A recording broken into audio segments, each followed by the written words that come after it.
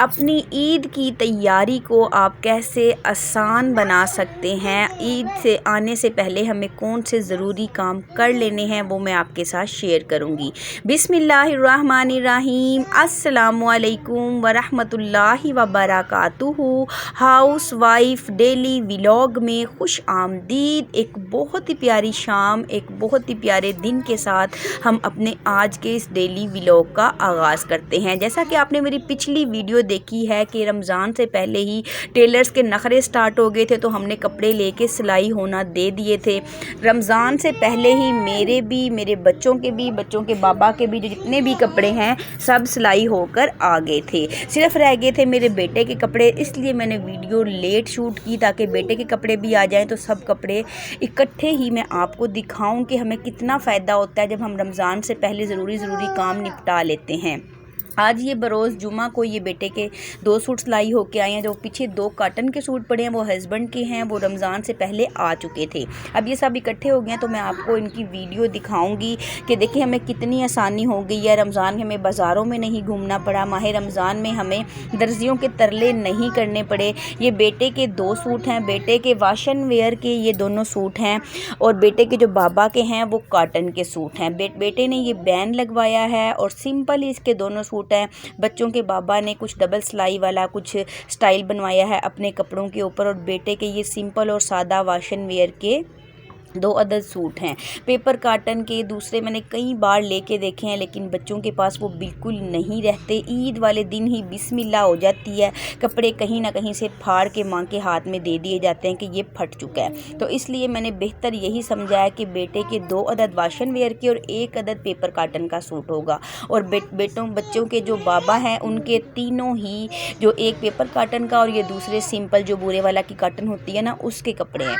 तो ये 4 अदद जो कपड़े हैं, मैं इनकी सिलाई का शापर देख के हैरान होगी कि इतनी ज़्यादा सिलाई है। और ये पेपर काटन के जो वाइट सूट मैं आपको बता रही थी, ये दोनों सेम वाइट कलर के हैं। ये भी बिल्कुल हमने प्रेस करवा के बिल्कुल हमने तैयार करके रख दिया, क्योंकि जो प्रेस करने वाले भाई साहब होते हैं उनके पास बिल्कुल टाइम नहीं होगा। एंड वाले दिनों में माशाल्लाह से एतकाफ़ के भी नियत की हुई है मेरे बेटे ने, तो फिर भाग दौड़ वाले जितने भी काम थे ज़रूरी हमने ईद से पहले हमने रमज़ान से पहले प्रेस के लिए दे दिए। वो कपड़े प्रेस भी होके आगे, हमने सिलाई के लिए दे दिए तो कपड़े सिलाई भी होके आगे। और मैंने कहा कि आपके साथ वीडियो शेयर करती हूँ कि एक सलीकामंद खातून खाना होने का सबूत देते हुए हर काम को वक्त से पहले कर लें तो बेहतर से बेहतरीन हो जाएगा। अब इन सब कपड़ों को मैं बांध के रख दूँगी, इनको मैं निकालूँगी ईद से 2 दिन पहले, जब मुझे इनको प्रेस करना होगा। क्योंकि अब बिल्कुल बेफिक्री हो गई है, हमारे आराम से तिलावत कुरान पाक पढ़ेंगे, नमाज़ पढ़ेंगे, कुरान पढ़ेंगे, रोज़ा रखेंगे, अल्लाह की इबादत करेंगे।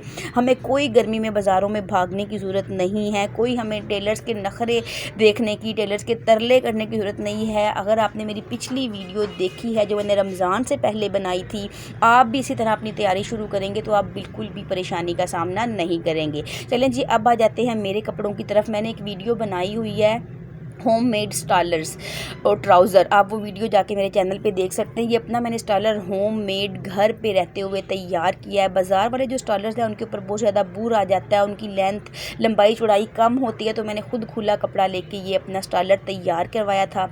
उसके बाद ये 2 अदद सिंधी चादरें हैं, पिछली वीडियो में आपने देखा था। अगर आप मेरा चैनल मुसलसल देख रहे हैं तो आपको पता होगा, बच्चों के बाबा सिंध गए थे सेवन, वहाँ से ये हमारे लिए सिंधी चादरें लेके आए थे। तो एक मेरे बेटे की है, एक मेरी है। इनको भी मैंने बेबी पिको करवा लिया था ताकि इनके धागे वगैरह जो निकल के इनकी शो ख़राब ना हो। उसके बाद आ जाते हैं दुपट्टों की तरफ। तो ये मेरी छोटी बेटी का स्टालर था, इसको मैंने बेबी पिको करवा लिया। उसके बाद ये मेरा दुपट्टा है, इसको मैंने शिटर लेस लगवाई है। ये सब कपड़े जो है ना, यकम रमज़ान को मेरे घर आ गए थे, जिस दिन मतलब रमज़ान का चाँद नज़र आना था। लेकिन उस दिन इतनी भाग दौड़ थी, इतना काम था कि मैंने इस शॉपर को खोल के ही नहीं देखा, ऐसे ही साइड पे रख दिया।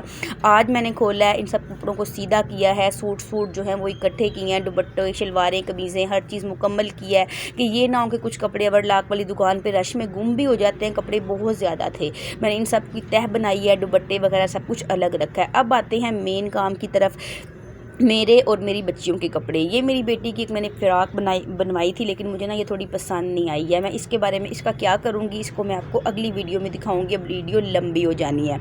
अब ये देखें, अल्लाह ना करे कि ये सीन वो देख लें जिन्होंने ये कपड़े सिलाई किए हैं। उन्होंने इतनी मेहनत से एक एक कपड़ा सिलाई करके, रगड़ रगड़ के, प्रेस करके और तैयार करके ये कपड़ों का शापर भेजा था। लेकिन जो ओवरलॉक वाले भाई साहब हैं, जब मैं उनको कपड़े ओवरलॉक के लिए देने गई थी तो वो मौजूद नहीं थे। कारीगर लड़के ने कपड़े रिसीव किए थे, उन्होंने ओवरलॉक करके कपड़ों को मरोड़ तरोड़ के इनकी जान ही निकाल दी है, जैसे घड़े में से निकाले होते हैं। इतनी बेहतरीन इनकी तह लगी हुई थी, इस्त्री हुए हुए थे। उन्होंने इनको ओवरलॉक करके ऐसे गोल मोल बना बना के शापर में ज़बरदस्ती दबा दबा के, घुसा घुसा के इनमें बहुत सारे बल डाल दिए हैं।